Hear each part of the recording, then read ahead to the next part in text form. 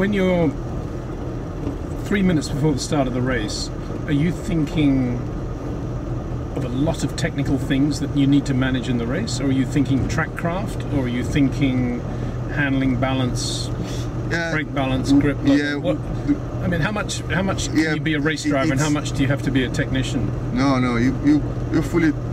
It's less, well, it's as complex as the WEC or even F1 now. F1 also you have a limited amount of fuel that you have to take care. Yeah. So in Formula E it's the same, but it's the battery. I love that. I love watching that battery. To me, it makes a lot more sense than the fuel thing, actually. You have the software controlling the amount of, let's say, lifting that you do. Yeah. So you have a lot of cues, beeps and lights and information on your screen, how much energy you're doing. And you have to drive as fast as you can with that given energy, but you can change the strategy. So if you want to overtake someone, you just use more energy, try to overtake, but you know that you're going to pay that cost of that extra energy that you used further up in the race. Yeah. But sometimes for some races it's better to have track position and have less energy.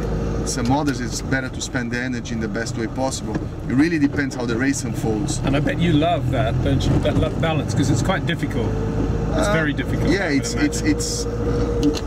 to drive as fast.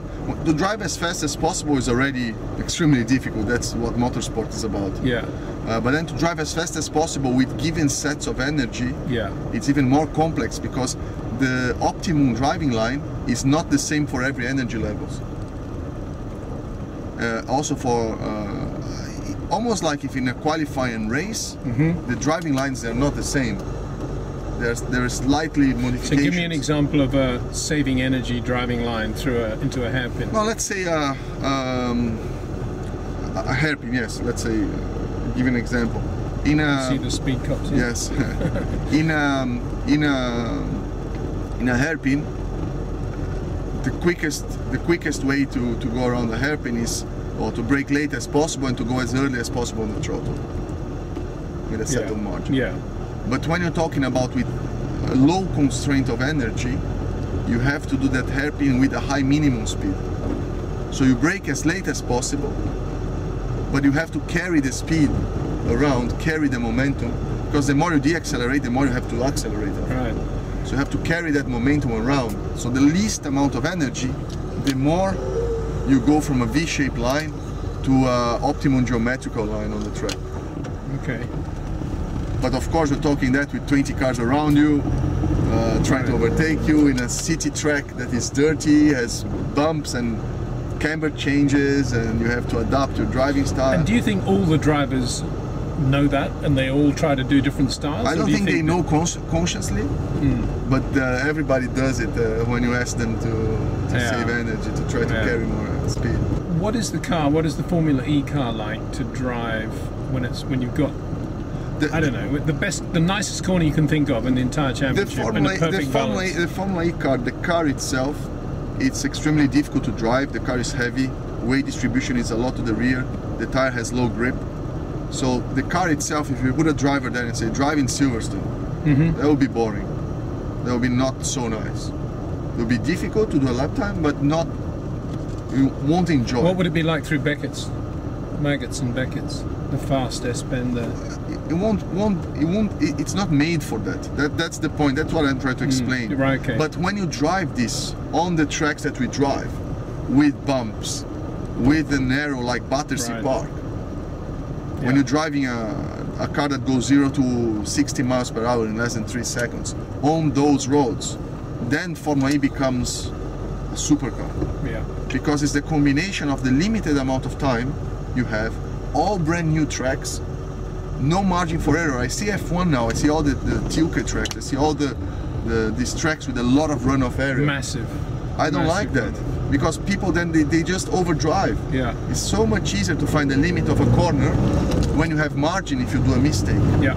Because you try in the first lap. As we saw with Bohemia in Canada. Right? First lap, you go flat out. If you do a small mistake, you go off, you come back, next lap you already know the limit. But in a wall, you cannot do that. So, but that proves the point that Yeah. To drive on the limit in a track that you cannot do mistakes at all. Yeah. That's... But what I was getting at though, in terms of feel in the car, real pleasure of driving a fast car, what is the best corner for you in the entire Formula E championship? If you think about balance and getting it really right, what was the most pleasurable time for you? I think in New York we had a fast corner before the long straight, right, which was almost flat out. Yeah. Just the car was moving, was quite nice. Hong Kong also was nice. We have a couple of nice fast corners. I think my favorite though, have to say Buenos Aires. There is like a fountain, very fast flat out S corner, which you go like close to the wall, and you go just straight. And that's just, that's for me just the best of the season. But again, it's the combination of new tracks, very little time, walls, no margin for mistakes, and a very complex driving car. Not the fastest car, but a very complex, difficult to drive one. And that's a combination that makes Formula E so difficult. And it sounds as if they've done a very good job of making the circuits work for the cars. And I'm wondering whether they are beginning to consult drivers like you as well in terms of where they want to go in the sort of corners that work really well. FIA did a fantastic job, especially the guys like Bertrand and Espinos. They did a fantastic job of putting the car which had a constraint in power, because basically the Formula E car, the first time that they designed an electric car is this car in history, into tracks which made it completely challenging. So FIA has a very good, did a very good job. Did they consult you at all, drivers? Not really that much. To be honest, they consult us less than I would like them to. We have a Formula E driver association. We give our inputs. Of course, we have briefings. We fine tune here and there. Yeah, that's what we've been doing. What's going on with Buemi? Seems to be, he obviously has great results and he's quick, but he does seem to have the ability to have a few incidents with people, with you in the past and with friends in the last race. I suppose it's good for Formula E, isn't it? Have all that stuff out there. Well, it's kind of weird. To be honest, he's a good driver. He's very competitive and he gets quite angry sometimes. And yeah, I think it's good entertainment for the series, having him show his emotions a bit. That's good for motorsport overall. Are you like that? I'm not like that. But I think we have to respect each driver the way they would like to behave.